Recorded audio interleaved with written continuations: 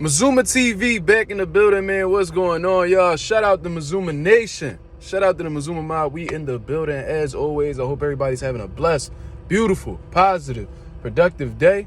On my way to go get it as always. I hope y'all doing the same, man. On the road to 2K. We this close to hitting that 1100 mark, man. So let's get it.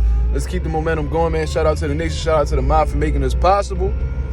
What I want to talk about today is Tyson Fury, of course. He's been the biggest headline in boxing this weekend because he took on Francis Ngannou out there in Saudi Arabia. It was a lit event. They had a lot of celebrities there, a lot of iconic figures there at the boxing event. The presentation was beautiful. You could tell them Saudis put their money where their mouth was. It was an excellent, excellent presentation that they put on, man.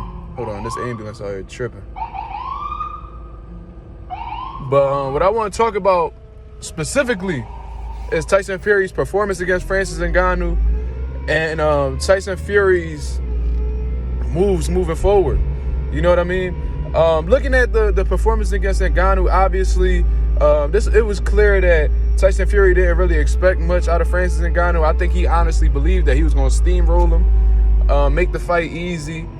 And you could tell that there were signs that he had been underestimating Francis Ngannou with announcing the signing of Usyk and Fury weeks before his fight even came about, saying little things like he only trained 5 minutes for this fight, and just, you know, you could tell that he was just extremely arrogant going into this event. You know what I mean? I think he was under the belief that although Francis Ngannou is a hard puncher, he is not able to box. And he's never been in this type of setting where he would have to do a 10-round bout. It's a completely different thing. And just him being the Gypsy King, being one of the best heavyweights in the world, I believe he believed in his mind that there was no way Francis Ngannou would stand a chance against him because he's been against tougher obstacles in his head. Whether it was Vladimir Klitschko, Deontay Wilder, whoever you want to bring up on his resume. You know what I mean? He was like, oh, well, I went up against the hardest puncher in boxing in Deontay Wilder, and I took it, so what can Francis Ngannou do? You could tell that's exactly what his mentality was. And because he underestimated Francis Ngannou, he completely slept on Ngannou's overall ability, man. There was times where it looked like it was a chess match. It looked like Francis Ngannou deserved to be in there with him. And this is a man who did not have a single professional fight. You know what I mean? So obviously it was an embarrassing performance. L for the boxing community. Although Tyson Fury won, it was a huge L for the boxing community. These MMA fans out here talking crazy to the boxing community. MMA fighters are stepping up and, you know, trying to shit on, being disrespectful to the boxing community, trying to shit on it, and, you know, doing what they do. You know what I mean? Because it is a rivalry at the end of the day. However, moving on from this situation, because people are going to forget about this in a couple weeks anyway, Tyson Fury is now, it won't be on December 23rd from what I'm hearing, but apparently Tyson Fury is going to be fighting Oleksandr Usyk, right? For Undisputed, which is a dope fight. That's a fight that we've been wanting. That's one of the biggest fights to be made in boxing. One of the most meaningful fights to be made in boxing. What I want to talk about specifically is how Oleksandr Usyk may be in trouble against Tyson Fury after this performance. I'm going to tell you why.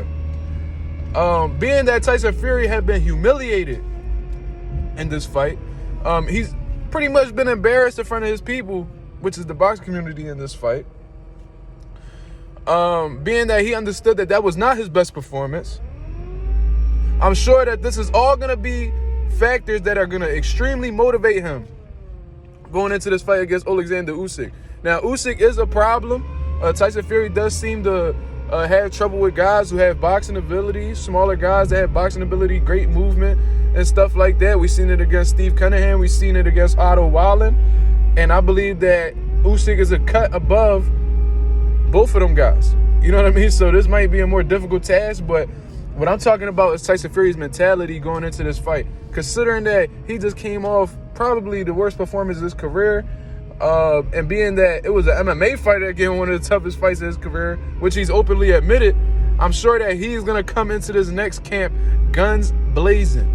You know what I mean? If he still has any type of fire left for boxing, if he has any competitive bone in his body still for boxing, then he's going to be completely locked in for this fight.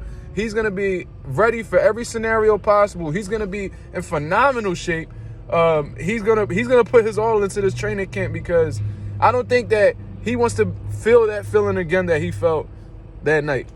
You know what I mean? The embarrassment, the feeling that you could have possibly lost, possibly losing against a guy who didn't have not one professional boxing bout. You know what I mean?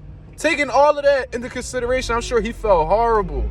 And there's not many feelings that feels worse than being utterly embarrassed.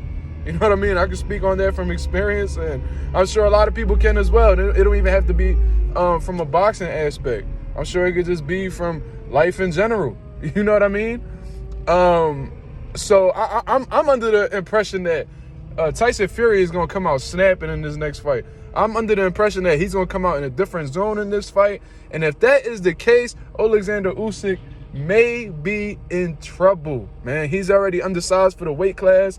Tyson Fury has a lot of advantages on his side. The length, the speed, the weight, you know what I mean? The height. All of them things rolled up into one, and then you have that dog in you that Tyson Fury has.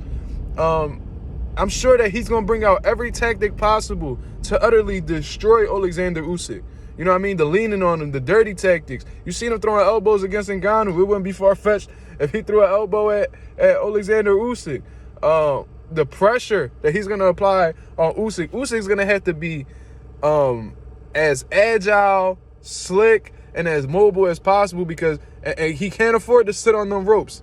He can't afford to sit on them ropes against a 270, 280-pound man like Tyson Fury, who's in top shape when he prepares properly. You know what I mean? I think he's gonna be in for a long night, man. That's what I honestly think. And I think the worst thing that could have happened for Oleksandr Usyk was Tyson Fury experiencing this type of fight. You know what I mean? Experiencing this type of situation against Francis Ngannou. I think this is going to fuel him to another level.